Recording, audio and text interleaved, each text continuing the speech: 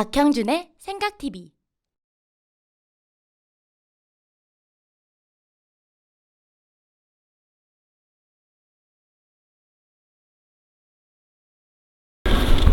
네, 안녕하십니까. 나라가 흥하고 망하는데 정치가 차지하는 역할이 결코 작다고 할 수 없을 것입니다. 제가 이 유튜브에서도 누누이 강조하지만 국가 흥망을 좌우하는데 국가 리더십이 차지하는 비중은 매우 큽니다. 왜냐하면 국가 리더십이 어떤 제도를 선택하느냐, 또 어떤 방향으로 국가를 이끌고 가느냐, 외치를 어떻게 하느냐, 내치를 어떻게 하느냐, 그에 따라서 국민들의 삶뿐만 아니라 국가의 이익이 크게 달라지기 때문입니다. 그렇기 때문에 우리는 좀 제대로 된 유능한 또 올바른 방향을 갖는 국가 리더십을 만들기를 원하는 것이죠. 정치란 바로 이런 유능한 국가 리더십을 만드는 과정이라고 볼 수가 있습니다. 정치의 본질이 뭡니까? 결국은 의사결정을 하는 것이거든요. 권력은 그 결정된 의사를 집행하는 것이라고 할 수가 있습니다. 그 의사결정을 우리는 민주주의를 통해서 하죠.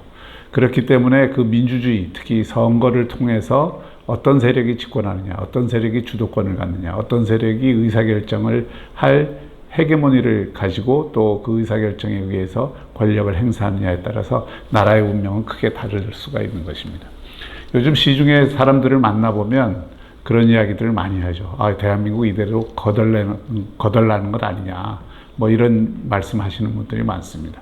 그만큼 지금 대한민국이 복합적인 위기를 겪고 있고 외치나 내치가 다 어렵습니다. 또 이것을 해결해야 될 문재인 정권의 리더십이 국민들에게 믿음을 못 주고 있는 것도 사실이고요.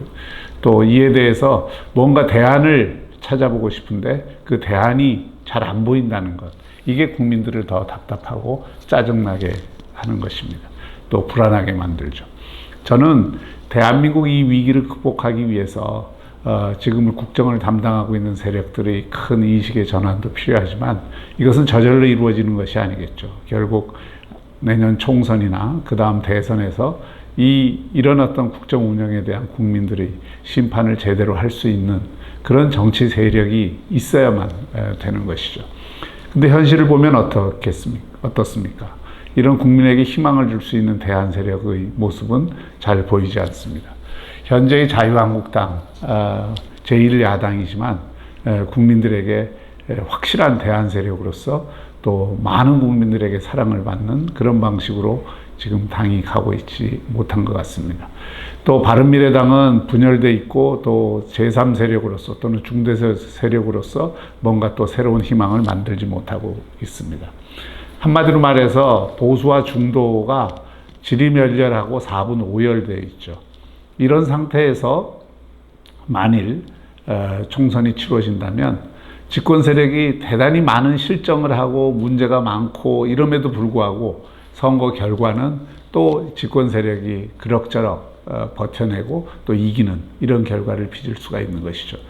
이것은 우리 모두에게 불행이라고 생각합니다. 총선이라는 것이 정권 심판을 하는 자리인데 그 심판도 제대로 이루어지지 못할 뿐 아니라 그러면 견제가 제대로 되지 않아서 집권 세력도 또 반성의 기회를 잃겠죠. 그 반면에 또 현재의 그 뭔가 국정의 큰 전환을 바라는 이런 입장에서는 그야말로 다시 한번 절망을 하게 되는 그런 결과를 빚게 될 것이고요. 보수나 중도 세력이 또 한 번 총선에서 진다면 그것은 역사상 처음 있는 일입니다. 대선에서 지고 지금 지난 3번의 전국선거, 지난 2016년의 총선, 그리고 2017년의 대선, 그리고 2019년의 지방선거에서 2018년의 지방선거에서 야당이 계속 참패를 하지 않았습니까? 만약 내년 총선까지 진다면 역사상 처음으로 4번 선거에서 지는 결과를 가져올 것이고요. 그렇게 되면 그 다음 대선도 대단히 힘들어질 것입니다. 그래서 이런 그 문제들, 나라의 위기를 좀 바로잡는 대안적 정치 세력을 제대로 꾸리는 문제, 그리고 또 그것을 통해서 현 정권의 실정과 이 문제를 바로잡는 문제, 제대로 된 견제를 할 수 있고 또 그래서 그 다음 국정을 운영할 건강한 주체 세력을 만드는 문제 이런 것들은 다 연결되어 있다고 볼 수 있습니다. 그래서 저는 이미 오래전부터 이 보수와 중도를 다 아우르는 통합이 필요하다라고 주장을 해왔고요. 이제는 그 실천을 할 때라고 생각을 해서 지금 제가 몸담고 있는 플랫폼 자유와 공화를 비롯해서 이 정당 바깥에 있는 많은 뜻 있는 분들이 지금 힘을 모으려고 합니다.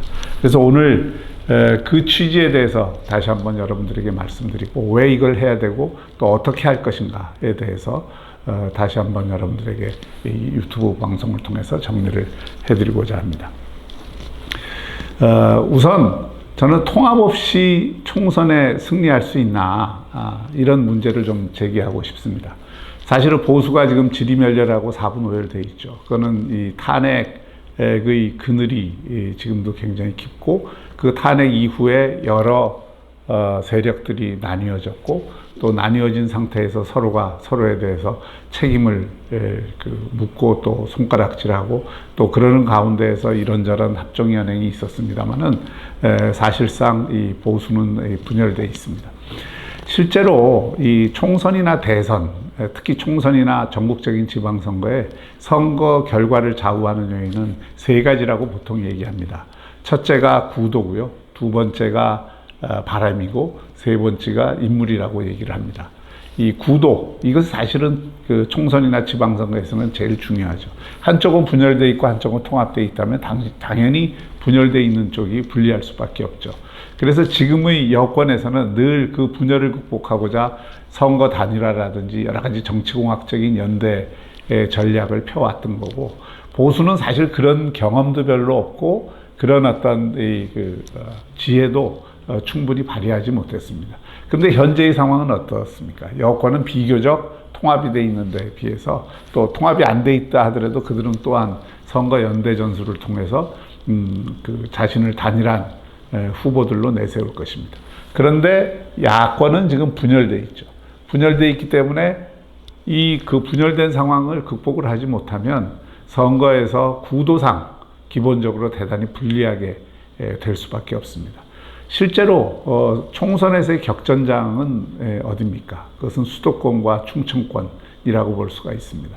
영남과 호남은 예를 들어서 호남은 당연히 자유한국당, 지금의 자유한국당이나 보수가 발도 못 붙이고 있고 영남도 내년에는 아마 정권 심판론 때문에 좀 자유한국당을 비롯해서 야당 지지율이 좀 올라가서 거기서는 그런 대로 선전을 할 수 있을지 모르지만 수도권과 충청권, 강원 이런 데는 상당히 다르죠. 여기서는 역시 굉장히 팽팽한 싸움이 벌어지기 때문에 구도가 제대로 잡히지 않으면 선거는 하나만한 결과가 될 수도 있는 것입니다. 두 번째는 바람이죠. 이런 구도와 바람은 분리되어 있지 않습니다. 사실은 구도가 제대로 잡혀야 바람도 불게 돼 있죠. 내년 총선은 다시 한번 말하지만 정권 심판론이라고 하는 그 틀, 그 프레임을 벗어나기가 힘듭니다. 근데 야권이 만약에 지리멸렬하다면은 그런 바람이 일어나기도 상당히 어렵다. 왜냐하면 국민들은 뭔가 이길 수 있는 세력, 뭔가 이렇게 그 심판을 제대로 할 수 있는 세력을 원하는데 그런 세력을 구성을 못하면 결국 그 야권을 지지하는 국민들도 또 분열되게 돼 있고 또 이 지지를 할 흥미를 잃기 때문에 투표장에 나가지 않게 되는 것이죠. 그렇게 되면 바람도 제대로 못 봅니다. 세 번째는 인물입니다. 이런 구도와 바람도 필요하지만 뭔가 이 야권이 그동안 계속 참패를 해왔기 때문에 이제는 새스러운 세부대, 새로운 인물들을 내세워서 선거를 치를 필요가 있는 것이죠. 그게 항상 역대 총선에서도 야당의 필승 전략이기도 했습니다. 그것은 정말 혁신공천을 통해서 이루어지는 것이고 그걸 통해서 새로운 인물들이 그 기존의 기득권에 짜른 인물들을 대체를 할 때 국민들은 또 그 인물들을 보고 바람을 일으킬 수 있는 거고 그 바람이 일으켜지면 또 구도도 강화되는 것이죠. 그래서 저는 기본적으로 이 구도를 만드는 일부터 시작을 해야 된다. 아쉽게도 지난 2년간 그 기존의 여권이 탄핵을 당하고 탄핵 이후에 지리멸렬한 대선도 지고 지방선거도 지고 했지만 제대로 된 혁신은 이루어지지 못했습니다.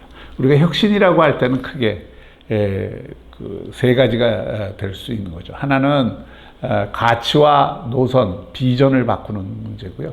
뭔가 이렇게 기존에 가져왔던 가치를 다시 한번 가다듬고 노선을 다시 한번 정립을 하고 그걸 통해서 이 뭔가 기존에 잘못됐던 점들, 얼룩들을 걷어내고 새로운 방향으로 국민들에게 비전을 제시하는 이런 작업이 하나 있을 수 있고, 또 하나는 정치 세력의 내부 체질을 바꾸는 문제. 즉 기존의 보수 세력들이 다 뭐라고 비판을 받습니까?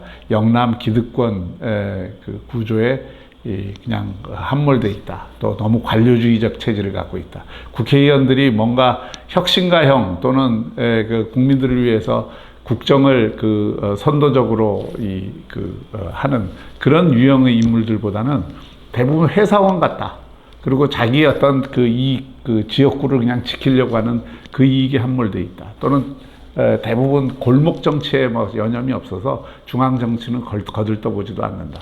이런 어떤 비판들을 굉장히 많이 받았잖아요. 거기다가 뭐 웰빙 체질이라든지 뭔가 이렇게 현상을 타파하려고 하는 것보다는 현상을 유지하는 데 급급하는 그런 체질, 그런 정당의 어떤 문화, 이런 것들을 또 혁신하는 게 중요하고, 세 번째는 역시 인적 혁신이죠. 인물을 새롭게 당을 대표하는 인물 또는 앞으로 선거에 나갈 인물들을 새롭게 하는 이런 것이 소위 혁신의 세 가지 과제인데, 그동안 자유한국당이 이런 혁신을 제대로 수행을 하지를 못했습니다. 그래서 혁신을 통해서 사실은 통합의 계기를 만들어야 되는데 혁신을 통해서 통합의 계기는 만들지 못했어요. 그러면 이제 방법을 어떻게 해야 될까요? 통합을 통해서 혁신을 해야 된다. 저는 이렇게 생각을 하고 있습니다. 실제로 지금 그대로 놔두면 자유한국당은 가장 큰 문제가 뭔가요? 영남 기득권 세력의 정당이다 하는 그 틀을 벗어나기가 상당히 힘들게 될 것이고, 그리고 바른미래당은 사실 중도를 표방했지만 그 중도라는 게 그냥 뭐 오른쪽과 왼쪽 중간에 있는 게 아니지 않습니까? 중도라는 건, 제대로 된 중도는 정말 좌와 우가 제대로 그동안 못 봤던 것을 정확히 그 길목을 지키는 비전과 통찰력을 제시함으로써 거기에 이렇게 좌우의 세력들이 모이게 만드는 그 적중의 어떤 정치를 해야 되는데, 적중의 정치를 하기보다는 기회주의 정치, 절충의 정치, 그리고 어중간한 정치, 이런 게 중도가 아니죠. 그래서 바른미래당이 실패한 것도 결국 그런 어중간한 기회주의적 정치에 함몰돼 있기 때문에, 또 그들조차도 새로운 그런 어떤 중도의 미래에 대해서 의견을 모으지 못했기 때문에 사분오열되고 결국 정치적 이해관계로 이합집산을 거듭할 수밖에 없는 그런 어떤 상황이 된 것이죠. 그렇다고 한다면 지금이야말로 오히려 거꾸로 각각이 그런 한계를 갖고 있기 때문에 새로운 어떤 통합의 그 장을 만들어서 그런 통합의 과정을 통해서 우리의 혁신을 하는 것이 필요하다고 생각합니다.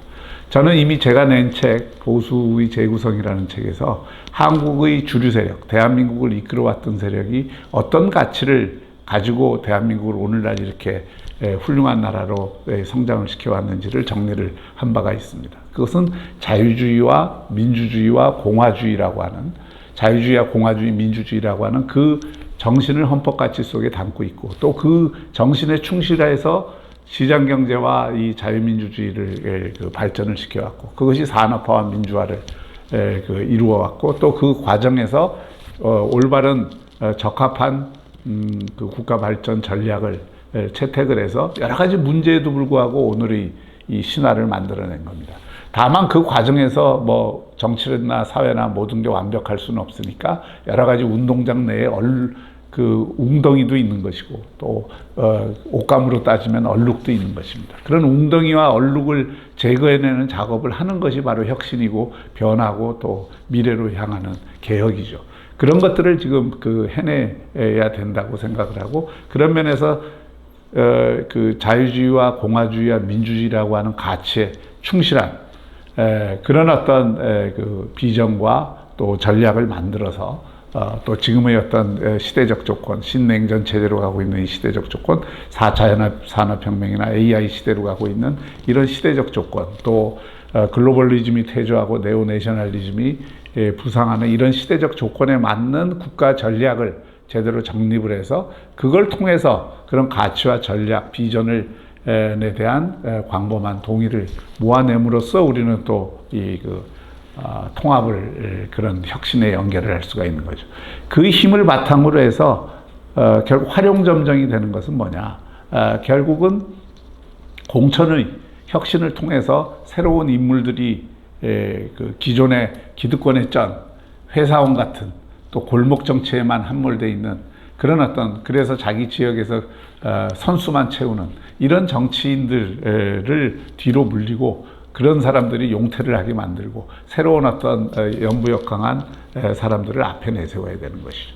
사실 지금 보수의 가장 큰 문제는 뭡니까? 특히 자유한국당의 문제는 20대에서 40대의 세대에게 매력을 못 주는 정치 세력이 되고 있잖아요.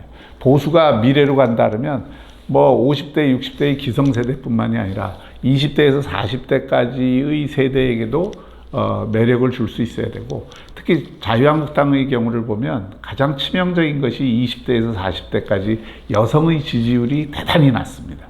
이 여성의 지지율이 낮은 이유 이것도 뭔가 기존의 보수 세력이 따뜻하지 못하고 또 어떤 젊은 사람들이 새로운 문화적 감각들을 익히지 못하고 또 그런 어떤 새로운 어떤 환경 속에서 그들에게 매력 있게 다가가지 못해서 아닙니까? 그러니까 이런 부분들을 해소를 나가야 사실 그런 부분의 어떤 문제점들을 교정해 나가야 수도권 선거든 또는 충청이든 이런 어떤 선거에서 희망을 걸 수 있는 것이고 만약에 수도권과 충청권 그리고 젊은 세대의 지지율이 올라가면 영남에서의 지지율은 더 올라갈 것입니다. 그리고 호남에서도 그런 맥락에서의 어떤 새로운 대안적 세력이 만들어질 수 있는 여건이 생기는 것이고요.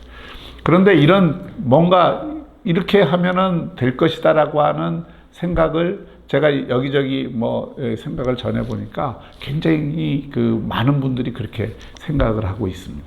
그런데 왜 안 될까요? 여러 가지 장애물이 있죠. 근데 그 장애물이 저는 어떤 가치와 이런 어떤 노선, 이런 문제 때문에 생긴 것이라기보다는 상당 부분 저는 감정과 이익에 의해서 그런 장애물들이 생기고 있다고 생각합니다. 그런 감정 중에 이제 하나가 탄핵에 대한 문제죠. 사실 보수의 많은 분들이 그 탄핵 자체가 잘못됐다고 생각하고 또 박근혜 대통령이 억울하다고 생각하고 그 뒤에 이 적폐 수사가 정치 보복이라고 생각을 하고 있습니다. 저는 이분들이 생각에도 많은 부분 옳은 점이 있다고 생각을 합니다. 그러나 만약에 탄핵 그 과정 자체, 우리는 그 탄핵을 세 가지 단계로 좀 나눠볼 필요가 있습니다.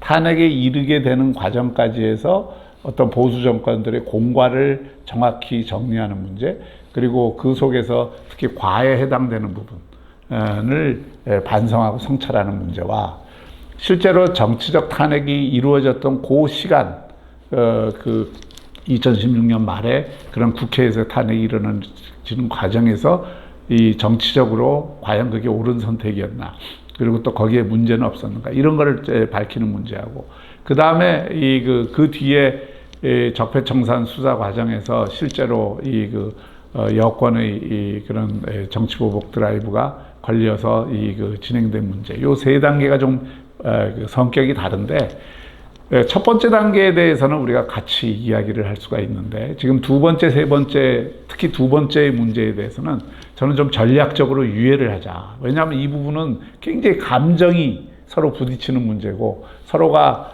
그런 문제들, 그런 감정 때문에 그자들과는 함께 할 수 없다, 이런 식으로 나오기 때문에 이거는 대의, 정말 이 보수 통합을 통해서 새로운 대안적 주도 세력을 만들고 그걸 통해서 대한민국을 위기를 극복하자는 이 대의 관점에서 보면 사실 그걸 굉장히 훼손할 수 있고 통합을 사실상 불가능하게 만들 수 있기 때문에 그것은 좀 전략적으로 유예를 시켜놓고 정말 그 대한민국 위기를 극복하기 위해서, 이 대전환을 위해서 큰 틀에서 가치와 노선, 그리고 어떤 체질, 그리고 인적 혁신을 위한 통합을 한번 시도하는데, 그런 대의를 위한 책임 윤리를 지금의 정치인들이 좀 발휘해보자, 또 지금의 정당들이 발휘해보자 하는 생각이죠.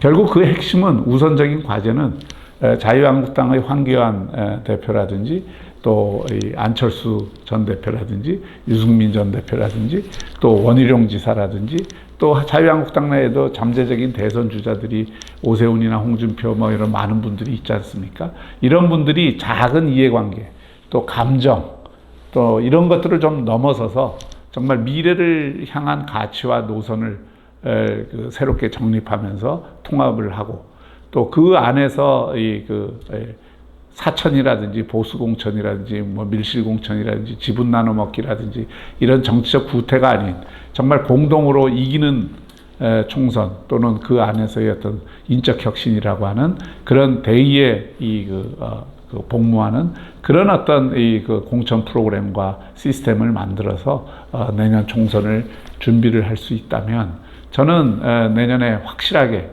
정권 심판의 선거를 만들 수 있다 이렇게 생각합니다. 그래서 지금부터는 정말 작은 이해관계를 넘어서서 가야 된다. 진보는 분열로 망하고 보수는 부패로 망한다 그랬습니다만 지금 거꾸로죠. 사실은 보수가 지금 분열로 망하기 직전이고 실제로 이거는 진보는 집단주의적 가치가 우선이기 때문에 막 싸우더라도 결정적인 순간에는 힘을 합치는데 보수는 개인주의와 기본적으로 인간이 이기적이다라고 하는 걸 인정하는 데서 출발하기 때문에 좀 집단적인 연대를 위해서 자기 희생을 하는 이런 것은 상당히 약하죠. 그래서 지금이야말로 저는 우리나라 이 정치를 이끄는 야권의 지도자들이 진정한 책임윤리를 발휘할 때라고 생각합니다.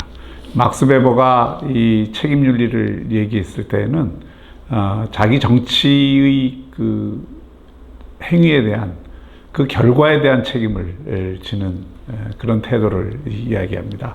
만약 지금처럼 분열돼 있어서 이대로 총선이 가고 대선이 간다면 지금 거론되는 누구도 실제로 이 다음 자신들이 노리는 대권에 가까이 갈 수 없을 것입니다. 오히려 지금이야말로 지금 사실 모든 한 사람 한 사람들이 정치적 자산 못지않게 부채가 큰 분들 아니에요. 그러니까 그런 분들이 자신의 부채가 크다는 것을 잊고 자산만 막 남아있는 것처럼 이렇게 생각을 해서 그걸 믿고 덤비다가는 또 한 번 모두가 패배하는 결과를 가져올 것입니다. 권력은 공유할수록 커진다라고 하는 것을 지금이야말로 한번 실험해 볼 때라고 생각합니다. 모든 사람들이 하나의 링 위에 올라가서 그들이 건강한 경쟁을 통해서 뭔가 국민들의 관심과 주목도를 높이고 그 속에서 어떤 새로운 변화를 이루어내고 그 건강한 경쟁을 통해서 새로운 여왕벌이 만들어지는 그런 정치를 기대해 봅니다. 이런 어떤 통합을 통한 혁신 이런 것을 이루어내고자 지금 몇몇 단체들이 결집을 했습니다. 그래서 오는 20일과 27일 큰 시국 대토론회를 프레스센터에서 할 예정입니다. 이것을 계기로 해서 뭔가 이런 어떤 통합을 통한 혁신을 이루어낼 수 있는 그런 그 바깥에서의 강력한 추진체를 만들어 볼까 하는 생각을 갖고 있습니다. 많은 관심 부탁드리고요. 다음 시간에 이 통합의 성격과 과제에 대해서 또 이어서 말씀을 드리도록 하겠습니다. 고맙습니다. 구독하기와 알림 설정으로 박형준 교수의 생각을 가장 먼저 확인해 보세요.